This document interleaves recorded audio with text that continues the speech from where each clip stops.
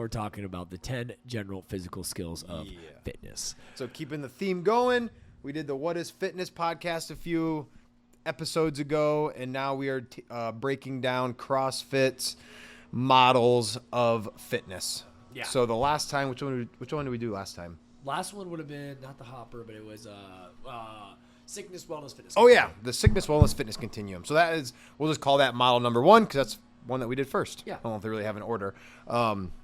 Today, the model we're going to go over is called the 10 general physical skills.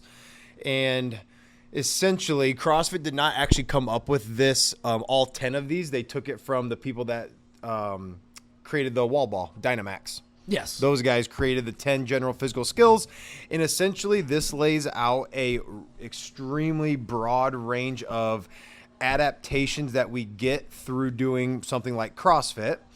And the goal is to become as balanced and well balanced across all 10 of these skills without favoring some with the lack of others. Yeah. And like you said, like the idea behind CrossFit too is to make sure your like training protocols and your practicing protocols encompass these 10 categories. Yes. And like that's what it does. It's not like people will get the misconception that, you know, CrossFit's always high intensity, just blasting balls to the wall, destroying yourself. And so you're always just focusing maybe on the category 1 or 5 or speed. But that's not the case, is it? If you're at a good CrossFit gym and they're doing what they're supposed to be doing and following, you know, the roots of CrossFit, they're encompassing all 10 categories. Yes. And that's the ultimate goal. It is. And that's like just, it always comes back to like increasing your work capacity across broad time modal domains. And when I was like researching some of these, what I heard was Glassman actually came up with a lot of these models first. And then he built like CrossFit, the workout routine based upon these models. Mm-hmm. So it was not like, all right, we made CrossFit, you know, it is what it is. And then the models fit into the workouts. It's like, no. These are the models. This is what fitness means. Now, what is the best way to train to make sure that we hit all of these models? Exactly. And that's like, and the thing they always, like, I remember them saying at the level 1, if we ever find something that will better get us fitness, work capacity across broad time modal domains, and make us better at all of these models, we will change at the drop of the hat what we do in the gym. Mm-hmm. Jason Ackerman was talking. It's like a stupid example is if you wear a pink tutu and you run around in circles for an hour, and that makes you fitter across all 10 of these skills, it increases your work capacity. It gets you further down the sickness, wellness, fitness continuum. Then every freaking day in CrossFit class, we'll put on pink tutus and we will run in circles because if that's going to get us to where we want to go, that's what we're going to do. Right. But what they have found is the way we train in CrossFit is the best way to get there. Yeah. So I thought that was kind of cool how it was like the cart before the horse thing. Like they figured out what they want to achieve first, and they backpedaled into the training to get there. Yeah. And I think that's like going off of that too, is even at my L2, when I took my L2, they were talking about this, like when it comes to like programming specific workouts. They said that there was a point where, you know, not just a specific movement, but a category. You know, if my box or my gym is not very good at endurance-based things, like let's say a 5K or a longer-based event, like their fitness just trash their, you know, one of those components, they would start to change their like programming to adapt to that, because that's a weakness. That's cool. The ultimate goal is with CrossFit is to have that work capacity across time, broad modal domains, but also is to be good in all those categories. Yeah. And so if you have a weakness with endurance, then we should start working on a little bit of endurance, right? And that's one of the things that separates CrossFit from every other strength conditioning exercise or program out there, is like we want to be balanced across everything. Mm-hmm. We want to be able to run far and lift heavy and produce power and be able to like walk on our hands like a Batman, a Superman, like this well-rounded just machine. Yeah. So the 10 general skills, we're going to run through them very quickly. I'm going to read the definition from CrossFit.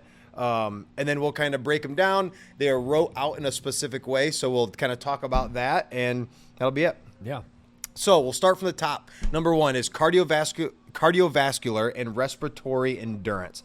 The definition is the ability of the body's system to gather, process, and deliver oxygen. Science.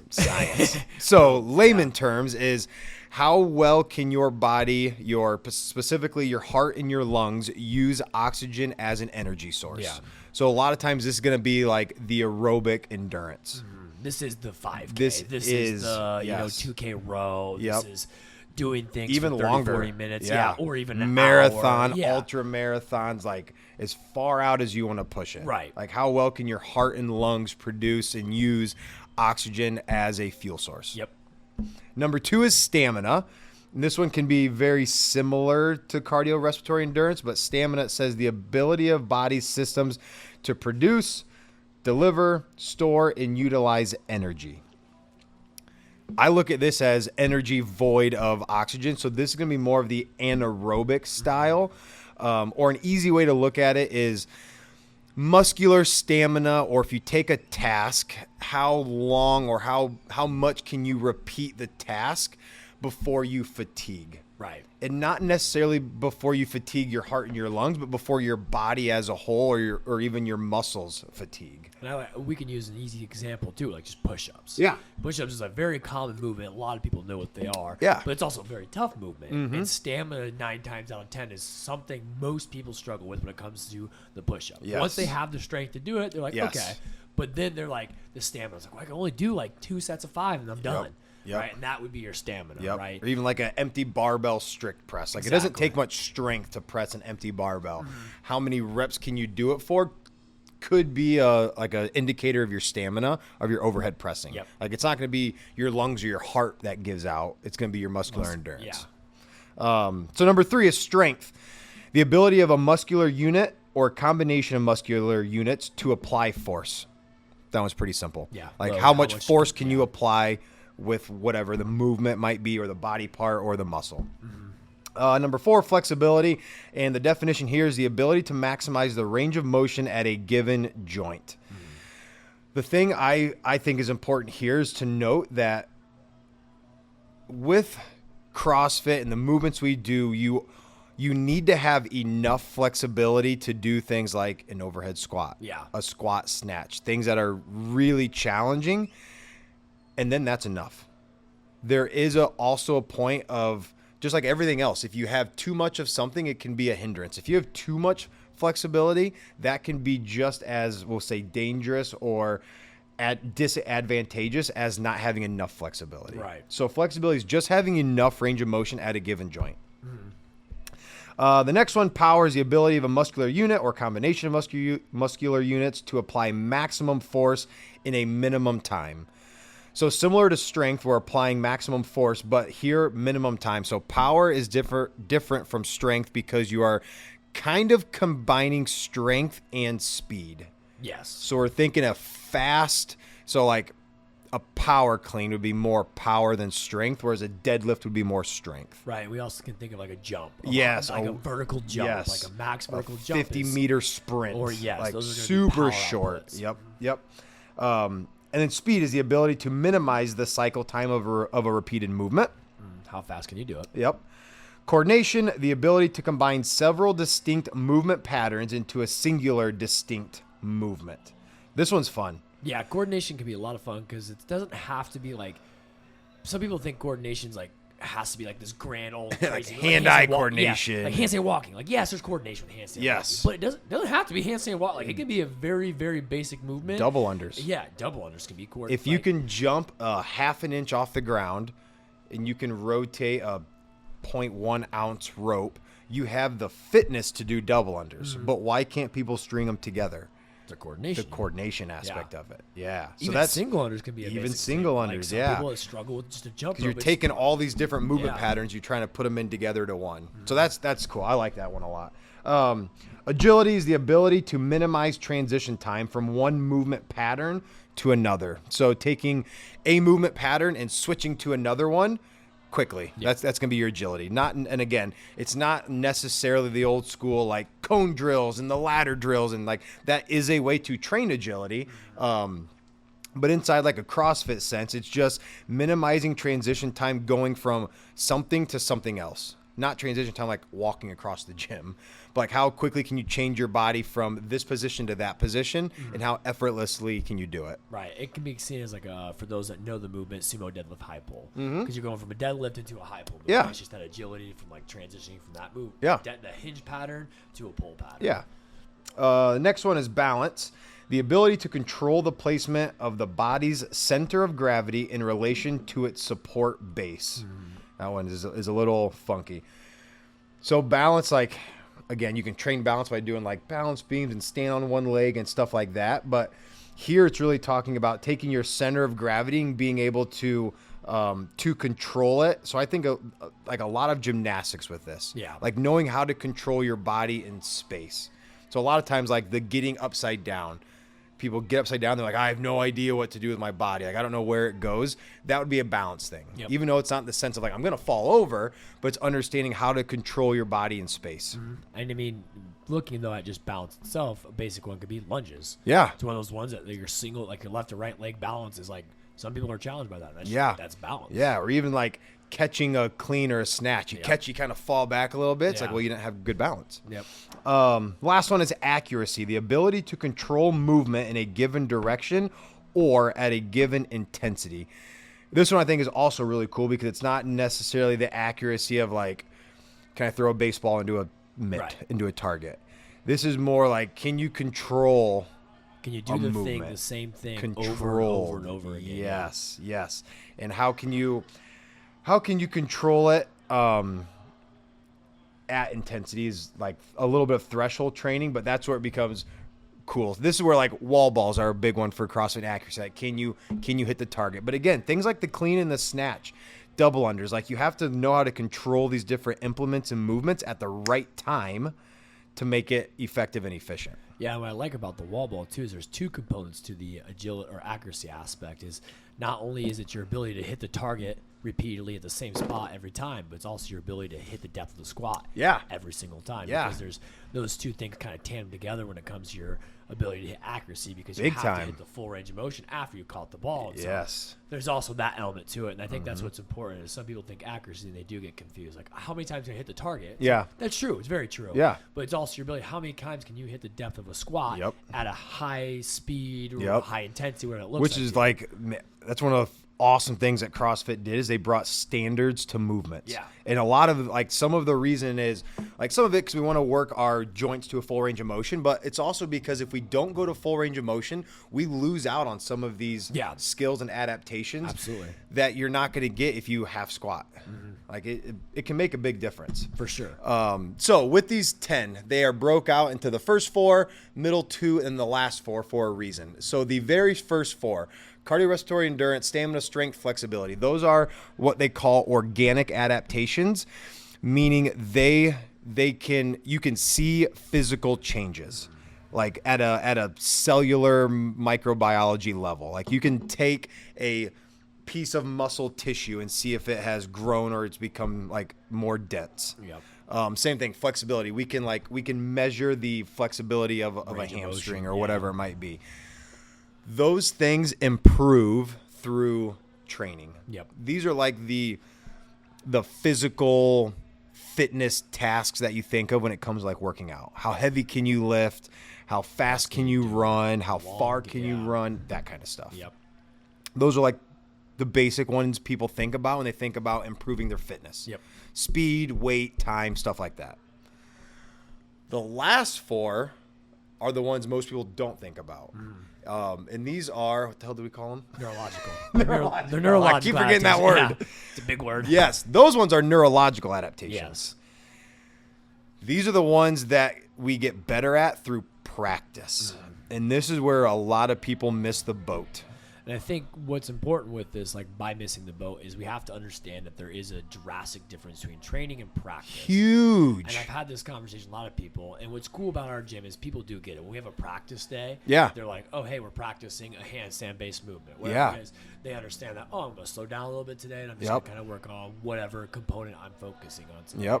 And that's what's important to understand is that when it comes to training, that's when you're thinking the hard, the fast, the heavy. intensity. Yeah, and then when you think about practice, that's when we slow things down so Yes. much, and we're just focusing on legitimately practicing and improving that skill. Yep. Not necessarily demanding that skill to a high intensity or a challenge. Yes, and that can confuse people because CrossFit's a high intense exercise routine, but it's also constantly varied. Yeah. And the constant variance should also apply to intensity. So if you want to get better at these neurological adaptations, you have to decrease intensity and practice. And that's why we talk a lot about like technique work in the clean and the snatch, the Olympic lifts. Yes. Things like double unders. Like you're not going to get better at double unders by getting stronger, faster, and improving your 5K row time. You're going to get better at double unders by practicing. Same thing with like a ring muscle up. If you can do like 10 strict ring pull-ups and 10 strict ring dips, you have the strength to do muscle ups, but you may not have the coordination and the accuracy to understand how to move your body through that range of motion. Yeah.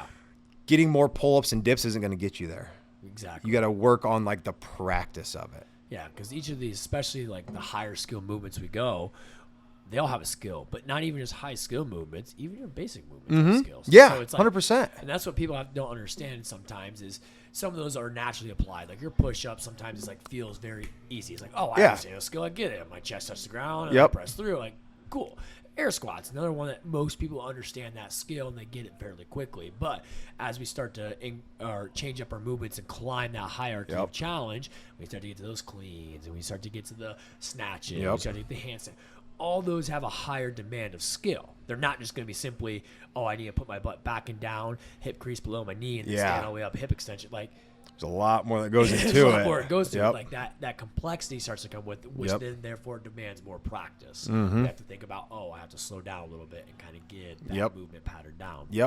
And then the two middle ones, power and speed, those are in the middle because those are both organic and neurological. So the easiest one to think about there is the Olympic lifts. Like that is going to require both the organic adaptations, having some strength, enough flexibility to get into the bottom of a squat, snatch, etc. But it's also going to require all of the neurological ones to know how to move that barbell, how to move your body, how to have like the balance of the catch when you catch it, the accuracy of putting the barbell where it needs to be.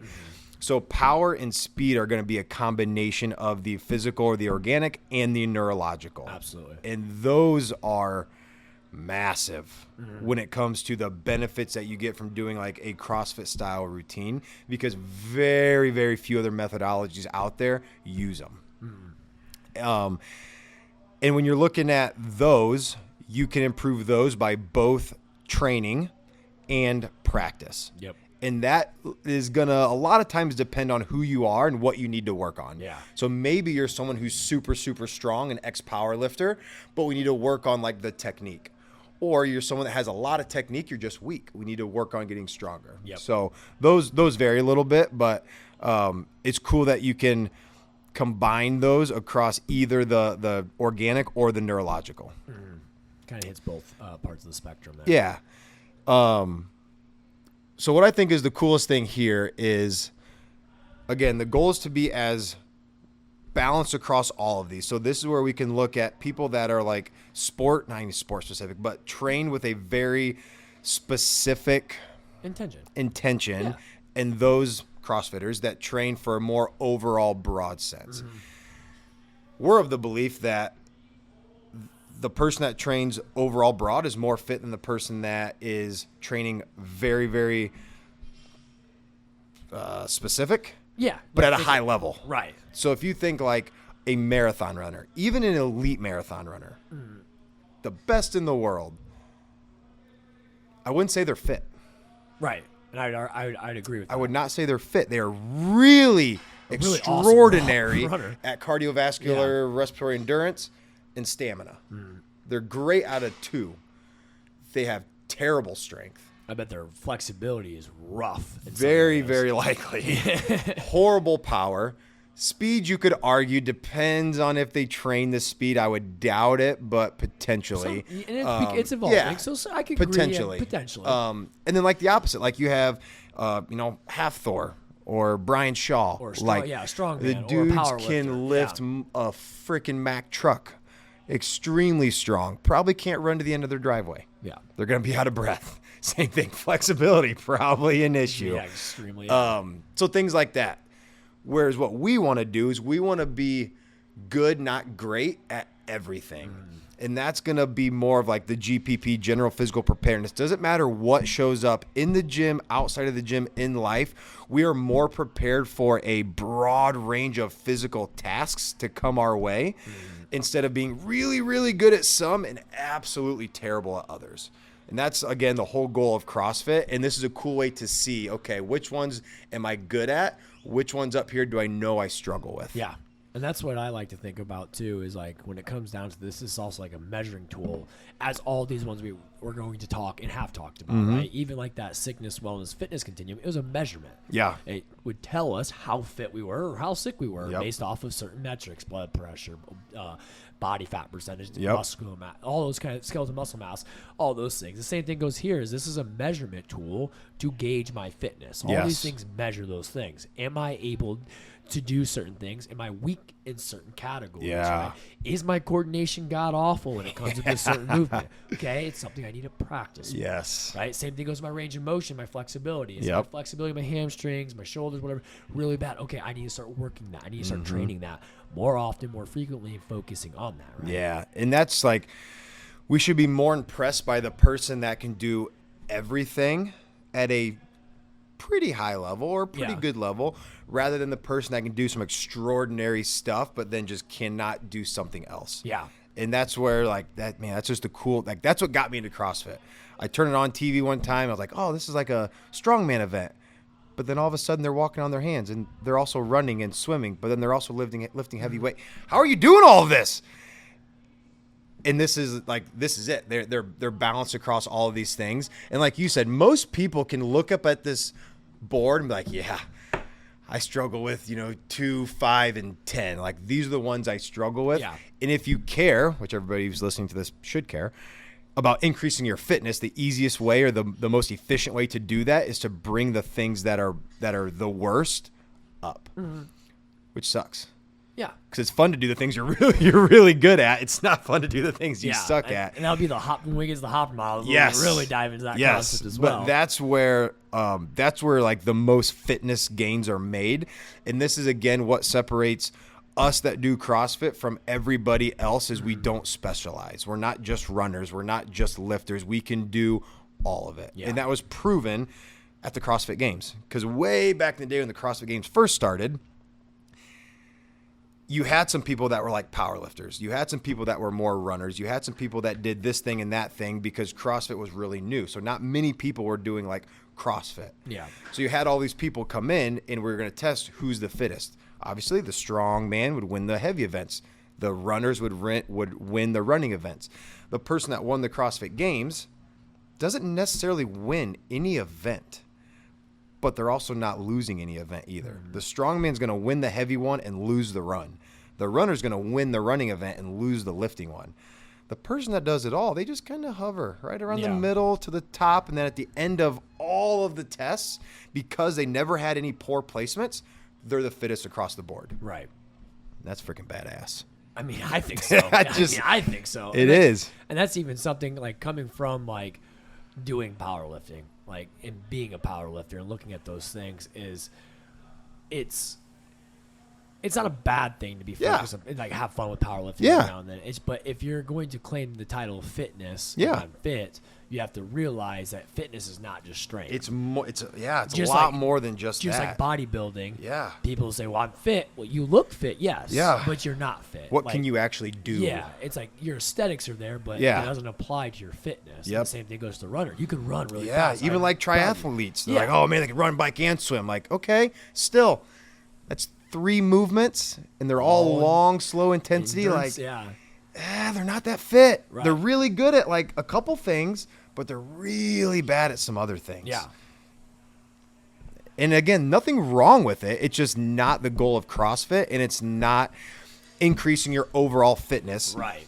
Unless you take your weakness and you hyper focus on that. So if you want to like focus on something to gain your overall fitness. Like, hey, I'm a strong man. I'm going to focus on doing triathlons because I need to work on that. Or, hey, I'm a runner. I'm a marathon runner. Okay, I'm going to do a strength program to only focus on that so I can bring up my bottom thing. Exactly. And it's like, that's what's cool about CrossFit is like it's a I like to think of it as like a base methodology. 100%. Like it's a GPP model, meaning that it's literally there to build your work capacity across broad time modal domains. And so what it means is like you can use it as a base, and then if you're really into running, there's nothing wrong with that. Yeah. Use CrossFit as your base, and then pick a couple of days where you do just focus on running your 2, 3, 4, 12, whatever miles. Yeah, I mean, I know we've done that before. Yeah. It's fun. Like, we always do CrossFit just to keep our, we'll call our floor, keep our floor really high. Yeah. And then if we want to like, hey, I want to train for a marathon, cool. I'm going to take a few months, run a couple days a week, and I'll get there relatively quickly and easily because of the base that I've built. Then I come back to CrossFit. Then, hey, I want to do a strongman competition. Or I want to do an Olympic lifting total. Or I want to get my numbers up. Cool, we can go that avenue too. And it's easy for us to transition because we're not so low on any of these skills that we have to all of a sudden like build our endurance from the base up, build our strength from the base up, because year round we're working on everything. So if we want to like pivot for a little bit, we can get there quicker than any other type of person out there, which is freaking fun. Yeah. Like there's no way. Do different things. Yeah. And that's ultimately the goal of CrossFit is you're not just like, it's not just a fitness to fitness. It's like, it's your ability to go do things. Yeah. Like, if you want to hike, well, this is the way you can prepare yourself for that. If you want to go run, this is the way you can prepare yourself for that. If you want to go do this, do that. Like CrossFit's like believes in the idea of like increasing all these things and doing these things and focusing on these things, but also give you an opportunity to like go play and practice. Go use it. Things, play different sports. Yeah. Go play pickleball. Go play tennis. Like, but use this as a way to help your ability and increase your fitness, so you have that ability to do so. Yeah, and then use it to whatever the hell you want to do with it. Whatever you want to do with it. Yeah. So that's the 10 general physical skills. And again, the goal is to be as like he or she is fittest that is the most balanced across all of them. Absolutely. That's it. Cool. That wraps up our second model. So yeah, I think next time we'll go into the hopper model. Yep. Then the old metabolic pathways. That one's more science. Yeah. That's all science. That's all science. But it's important. It's a good one. It's important. The hopper model will be fun. But the hopper one. That's a fun one. Yeah. So, it's a fun one. Other than that, if you guys have any questions, please leave a down in the comments or shoot us on the social medias. But don't forget to leave a like, subscribe for more to come in the future. We'll see you guys in the next episode. Peace.